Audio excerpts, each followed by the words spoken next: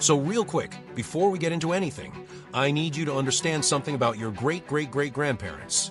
They were not okay. Like at all. These were people who looked at a glowing green liquid, went, yep, that's medicine, and started chugging it every morning before breakfast like it was a green smoothie. They saw a bottle that literally said radioactive on the label and thought, ah yes, that's the good stuff. That's the Gatorade of the gods. And the doctors agreed. The doctors. The people with the degrees. Today we're going into the absolute lore dump of human medical history, and I promise you, by the end of this video, you will never complain about a bitter-tasting pill again. Let's go. Gather round, let me tell you about the ancient grind when feeling better meant losing your mind. They took the worst things, slapped a label that said cure, congratulations king. Your medicine is pure, LY insane. We talk in radium water, cocaine for your teeth, heroin cough drops. Yeah, they put it underneath the Bayer logo. Yes, that Bayer. Now, the history of medicine is an absolute S-tier clown show. Okay, so, here's what your history teacher never told you. For like the vast majority of human civilization, medicine wasn't science. It was vibes. Pure, unfiltered, absolutely unhinged vibes. Doctors, and I'm using that word loosely, would look at a sick patient, think really hard about what seemed healthy coded, and then just prescribe that. You look pale? Drink something red. You feel sluggish? You need more energy. What has energy? The sun. Literally just go stand in the sun. Your joints hurt. What's warm? Fire. Close enough. Rub some hot stuff on it. This era of medicine had a name. It was called humoral theory, and it was the dominant medical framework for over 2,000 years. 2,000 years. That's not a bug, that's a feature. A terrible, horrible feature. The idea was basically, your body has 4 humors, blood, phlegm, yellow bile, black bile, and when they're balanced, you're fine. When they're not, that's disease, which sounds insane. But think about it from a game design perspective. They were basically building a health system with 4 stats and an O tutorial. No patch notes, no dev commentary, just vibes and bile. And their solution, their go-to fix for almost everything, was to just remove the stuff. Bloodletting. They would drain your blood. You came in with a fever. Blood out. Headache? Blood out. Feeling anxious? Blood out. Feeling too good? Probably means you have excess blood. Out. George Washington, first president, founding father, certified historical main character, almost certainly died from his doctors. He had a sore throat. A sore throat. His physicians drained half the blood in his body over the course of a few hours. He didn't survive. And nobody thought that was weird. That was just Tuesday. That was evidence-based medicine, circa 1799. You didn't fail medicine. Medicine failed you. Alright, so, let's fast forward a bit. We're in the 1800s now. The Industrial Revolution is popping. Science is starting to become a thing. People are getting excited about chemistry. And chemistry, it turns out, has a lot of interesting plants in it. One of those plants is called Erythroxylum coca. You might know it better as cocaine. And before you clutch your pearls, in the 1880s, cocaine was not the villain of this story. Cocaine was the hero. Cocaine was hyped the way people now hype creatine and cold plunges. Feeling tired? Try cocaine. Can't focus? Cocaine. Tooth pain? Rub cocaine on your gums, king. And that last one wasn't a joke. That was literally a real medical practice. Dentists use cocaine as a local anesthetic. And honestly, it worked. Cocaine is a vasoconstrictor and numbing agent. Modern dentistry still uses lidocaine, which is a synthetic cousin of the same molecule. But the 1800s didn't know where to stop. Enter Sigmund Freud. Yes, the Sigmund Freud. The tell me about your mother guy. The godfather of psychoanalysis. In 1884, Freud published a paper called Über Coca, literally about cocaine, in which he enthusiastically described cocaine as a miracle substance. He used it himself. He prescribed it to friends. He sent it to his fiancée as a gift. Romantic. He thought it cured depression, morphine addiction, digestive issues, and general sadness. He was wrong about most of that, but he was so confident about it that people just believed him. Because that's how medicine worked. You had a guy with credentials. He said a thing with confidence. People believed it. This is literally just the 1800s version of health influencers. Meanwhile, over in America, a company called Parke-Davis, which eventually became part of Pfizer, was manufacturing cocaine in multiple forms. Cocaine cigarettes, cocaine ointments, cocaine solutions for injection. And their marketing material literally said, and I wish I was making this up, cocaine can supply the place of food, make the coward brave, the silent eloquent, and render the sufferer insensitive to pain. Cocaine can supply the place of food. They were marketing cocaine as a snack replacement. And you thought protein bars were aggressive advertising. But wait, it gets more unhinged. In 1886, a pharmacist named John Pemberton in Atlanta, Georgia, invented a soft drink. He mixed coca leaf extract, which contains cocaine, with cola nut extract, which contains caffeine, and sold it as a brain tonic. He called it Coca-Cola. The coca in Coca-Cola literally referred to cocaine. Now, the cocaine content was removed from the recipe in 1903. So no, your Coke is not spiked. Calm down. But for about 17 years, the most popular soft drink in America had trace amounts of actual cocaine in it. And people thought it was healthy. They thought it was like the medieval equivalent of a vitamin water. Oh yes, I'll have a Coca-Cola with my lunch. I'm watching my health. Absolute cinema. Okay, you think the cocaine arc was wild? Buckle in, because now we have to talk about Bayer. Yes, Bayer, as in the company that makes aspirin. The little white pill in your medicine cabinet. The company with the clean, professional logo that's been around since 1863. That Bayer. In 1898, Bayer introduced two new products. The first one was aspirin. Great, wonderful, genuinely useful, a legitimate medical achievement. The second one was called Heroin. They named it Heroin, with a capital H, trademarked, branded, because according to the company, it made patients feel heroic. It was marketed as a non-addictive alternative to morphine. A non-addictive alternative to morphine, heroin. They specifically pitched it as a cure for morphine addiction. This is like saying, hey, you're eating too much candy. Here's some chocolate cake as a substitute. It's better for you. We did science. Bayer sold heroin in tablet form, in Bayer-branded packaging, at pharmacies globally for over a decade. It was used for coughs, for headaches, for chest pain, for children. There were literally heroin-based cough syrups marketed specifically for kids. And here's the absolutely unhinged part. By the early 1900s, even doctors were starting to notice that patients on heroin were becoming, shall we say, very enthusiastic about their treatment plan. Patients were coming back for more, constantly, aggressively.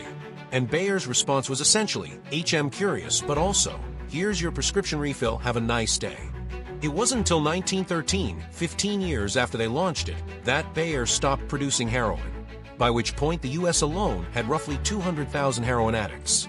And the American response to this crisis was, Step 1, panic. Step 2, ban it. Step 3, blame the moral failings of individuals. Step 4, absolutely never discuss the fact that a pharmaceutical corporation invented the addiction and marketed it to children. Some things never change, huh? Let me cook, I'm a doctor now. Don't ask me how I got this degree or even why or how. Got a beard and a bottle and confident face. Step right up, let me fix your case.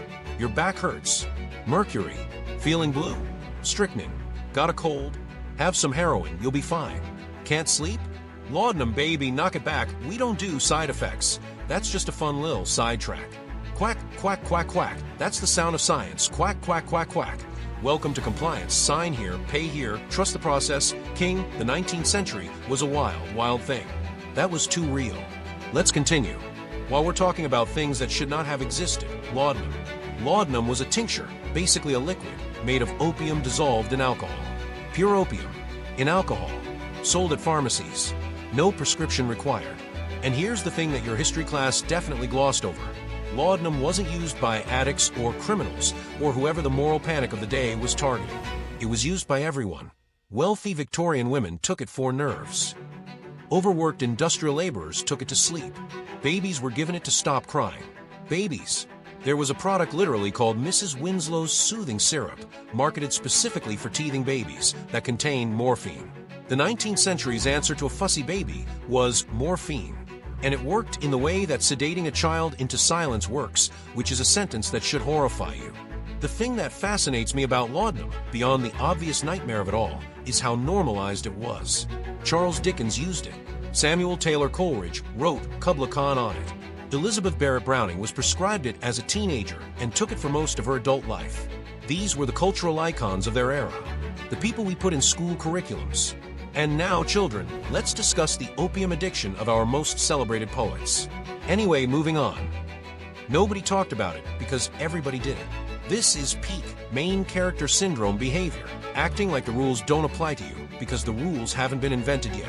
Laudanum sales peaked in the 1890s. The entire Victorian era, the corsets, the calling cards, the fancy dinner parties, the stiff upper lip, was running on opiates. The next time someone acts like their era had it together, remember, the most proper society in Western history was absolutely dosed to the gills on over-the-counter opioids. Propriety was just vibes and laudanum.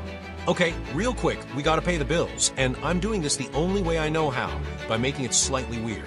Today's video is brought to you by our sponsor, and look, I have to be honest with you, I genuinely use this, and the irony of me, a person who just spent 12 minutes explaining that humans will put anything in their bodies if someone confident tells them to, endorsing a product is not lost on me.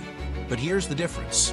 Unlike, say, the Victorian approach of just drinking liquid opium and hoping for the best, this one actually does what it says. Link is in the description. Use the code in the pinned comment for a discount. That's it. That's the ad. Back to the chaos. Okay, we have reached the moment you clicked on this video for. The radioactive era. Pull up a chair, get comfortable, grab a drink, a non-radioactive one, I beg of you, because this section goes places. The year is 1898. Marie Curie, a certified genius, an absolute legend, a woman who broke through every scientific barrier of her era, discovers radium. And this is a genuine scientific breakthrough. Radium is fascinating. It glows. It emits energy. It's a completely new type of matter behaving in ways nobody had ever seen before. Marie Curie, brilliant scientist, historic achievement, deserved every award she got. The general public, however, absolutely unhinged response to this discovery. See, the early 1900s were a time of massive excitement about new science things. Electricity was new. X-rays were new. Radioactivity was new. And people understandably were like, wow, new science. This must be good. Put it everywhere. Put it in everything. What followed was one of the most deranged product eras in human history. First, Radithor. Radithor was a commercial health drink, a glass bottle, filled with distilled water and radium chloride.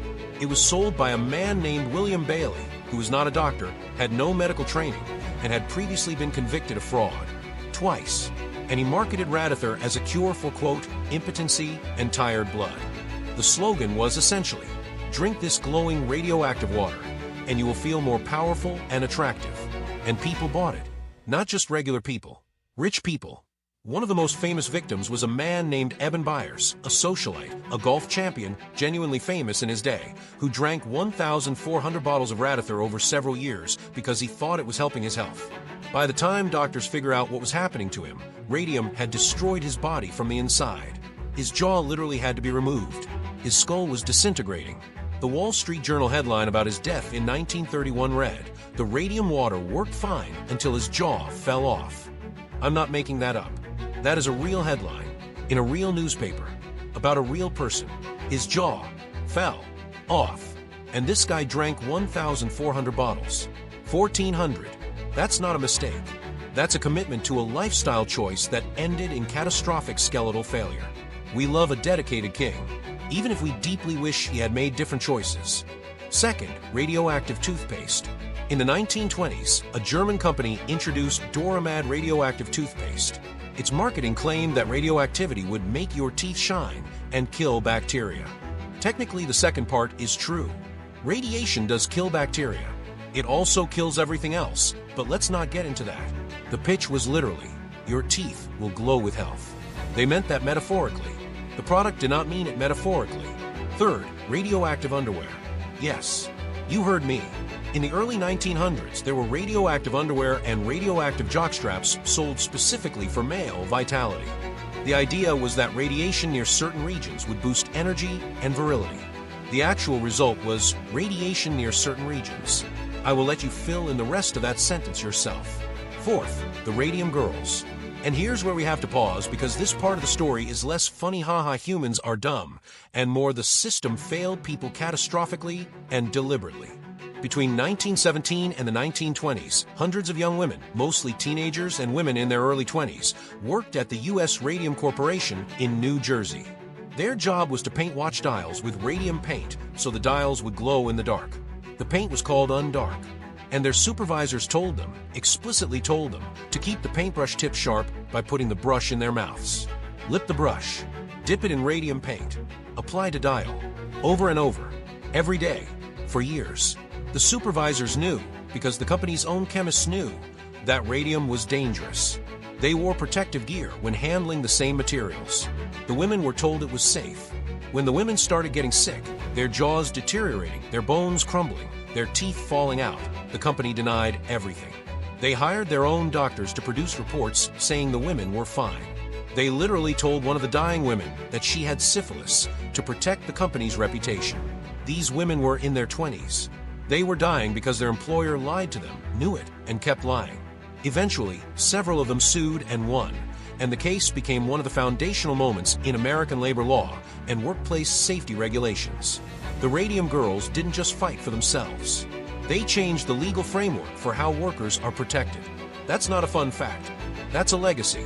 And the final punch of irony. The watch dials they painted, the ones that killed them, still glow. Some of them are in museums.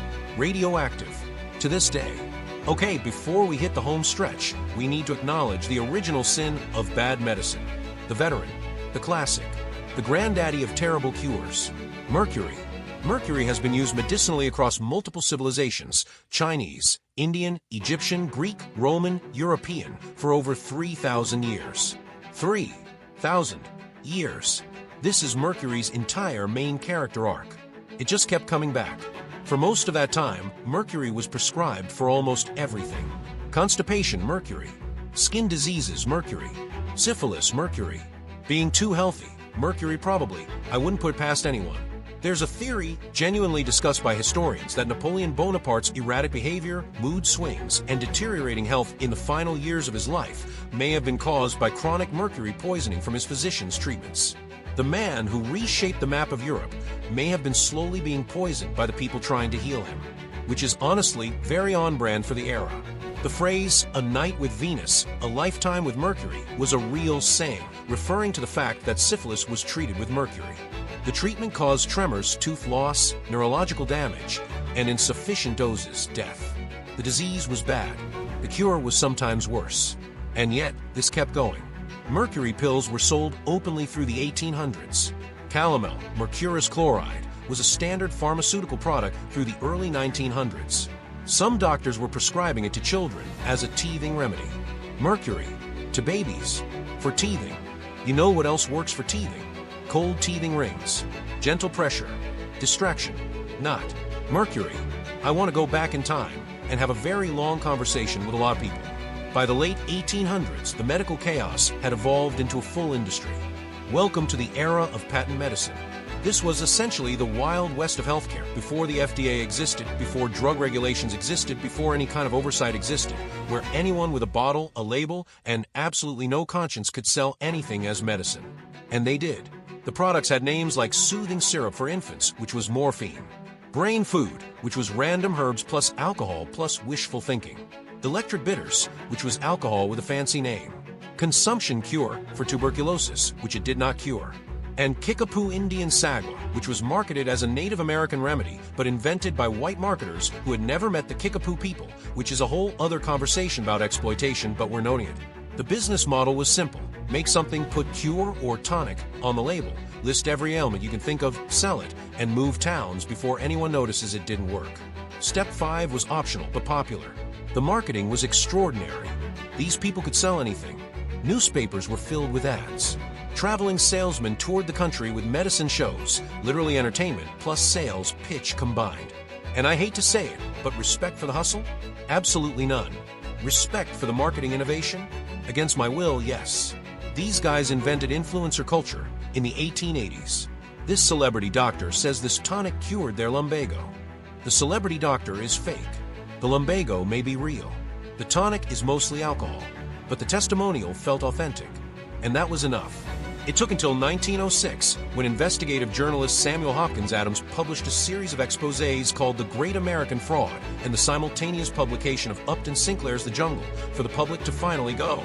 Wait, hold on. The Pure Food and Drug Act of 1906 passed shortly after. Baby steps toward a world where medicine had to actually do what it said. Baby steps. Okay, so, You sat through cocaine in your soda, heroin for your cough, mercury for your teeth, radium in your drinking water. And you might be thinking, wow, humans back then were dumb. But here's the thing I actually want you to sit with. They weren't dumb. They were doing the best they could with what they had. They were operating in a world with no regulatory frameworks, no randomized controlled trials, no peer review, no ability to test mechanisms at the molecular level. When doctors said cocaine was medicine, they were using the information available. When Bayer said heroin was non-addictive, they tested it for a few months and saw short-term results. When radium companies said their water was healthy, they were extrapolating from legitimate excitement about a new discovery. The scientific method, the FDA, clinical trials, informed consent, these things didn't come from nowhere. They came from watching what happens when you don't have them. Every law protecting you from a fraudulent medication has a human being behind it. Often someone who died, often someone who was exploited, and then had to fight for accountability. The radium girls, the thalidomide children, the opioid epidemic. Every wave of harm followed by regulatory reform. So when people say we don't need regulations or let the market decide what's medicine, you can remember, the market decided. For most of human history. And it decided cocaine, heroin, mercury, and radioactive water were all fine. It took people, specifically people who got hurt, who got organized, who refused to be quiet, to change that. That's not a history lesson. That's an ongoing process. Also, now you know why your dentist is so calm when you're nervous. Decades of trauma have made everyone in medicine extremely practiced at explaining things slowly and clearly while maintaining eye contact. They've earned it. So here's the download. Here's the final save file. History ain't what they told you in school for a while. The heroes were messy. The cures were a crime. And the only real medicine was learning over time. We drank the radium. We smoked the cocaine leaf. We rubbed on mercury for a little relief. We let the quacks talk because they spoke with a vibe. And a confident voice is a powerful bribe. But the radium girls fought, and the scientists learned, and every bad chapter meant better pages earned. So respect the process, respect the fight, and maybe don't drink anything that glows at night. Just saying. Alright, that's a wrap on humanity's most deranged era of medical choices. If you made it this far, you're incredible. You deserve a non-radioactive beverage, and you now know more about medical history than most people who have never specifically looked into this. Use that knowledge responsibly. Or don't. But at least don't use it to invent a radium tonic. If you enjoyed this, subscribe because I make these about once a week and every single one is me going, wait, that actually happened, and then making you watch me spiral about it for 25 minutes. If you want to support the channel, links below. Merch, membership, Patreon, whatever works for you. Every single person who supports this helps me spend more time researching extremely niche historical horrors instead of getting a normal job. Drop in the comments, what's the most unhinged cure from this video that you had zero idea about before today? I'll read them. I'll respond. We'll bond over our shared horror. Stay curious. Stay skeptical. And for the love of everything, please stop drinking things that glow. I'll see you in the next one.